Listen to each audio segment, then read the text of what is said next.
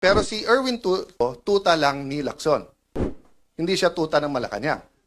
'Di ba? Kasi nga may hawak sa kanya si Senator Lacson na alam sa kanya. Yung sinabi niya na may tatlong kumausap na wag pumirma. Unang-una, yung dalawa kakampi na nila. Pangalawa, yung kakampi lang isa, nagsabi kay nakwento din sa akin yon. Sinabi kay Erwin, kami ang ginaganito ngayon. Ito ang hawak sa'yo. 1, 2, 3, 4, 5. Isang araw, ikaw gaganon. Kaya nung una, hindi rin pumirma si Erwin. So, yun ang mahirap sa Senado. 24 lang kami. Araw-araw kami nagkwekwentuhan.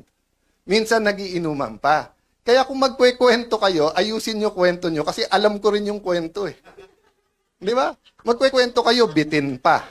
Oh, yung totoo, oh, Erwin Tulfo, isa-isay natin hawak sa'yo. Gusto mo?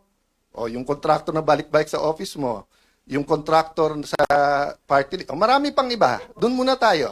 O marami pang iba, 'di ba? Okay. So sabi nung iba, kung sasabihin mong tuta, ano si Senator Lacson? Hindi na po tuta si Senator Lacson, aso na po siya. Matagal na po matagal na eh. Okay. But ano ang ibig ko sabihin sa aso?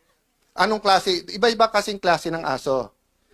Yung kayo po, pagka may utos sa inyo, kayo ay nag-asikaso. Meaning you take care of it. Meron din pong aso-kaso. Ano yung aso-kaso? Tatahol yung aso, kakasuhan.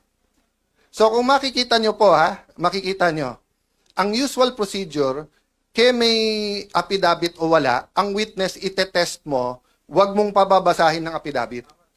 Kasi baka hindi siya gumawa ng affidavit. Si Senator Lacson, binaliktad niya. Hindi, basahin mo na lang yung affidavit. Hindi, sandali, payagan mo muna ang DOJ, kunin yung witness, gagawin yung affidavit. Pagbalik, basahin mo yung affidavit. Hindi po yun ang sistema.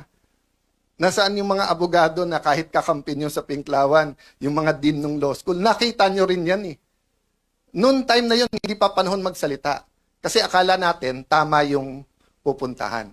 Hindi. It's selective justice and some of it's not justice. Yung iba doon, invento. That's why naiintindihan ko yung sakit nung isa. Nasabi niya, inosente ako pa kakasuhan, plunder pa. Di ba? So, I won't go there because I don't wanna talk about that now. And pasensya na po kayo. Minsan pa kasi sa putikan yung away, so mapuputikan ka talaga, babato ka rin sa putik. But that doesn't mean as Christians, mag-iimbento tayo. We will use money, we will use PR, we will use etc. Di ba? So, pasensya na po kayo kung minsan, kailangan kong sagutin. Tactical yon.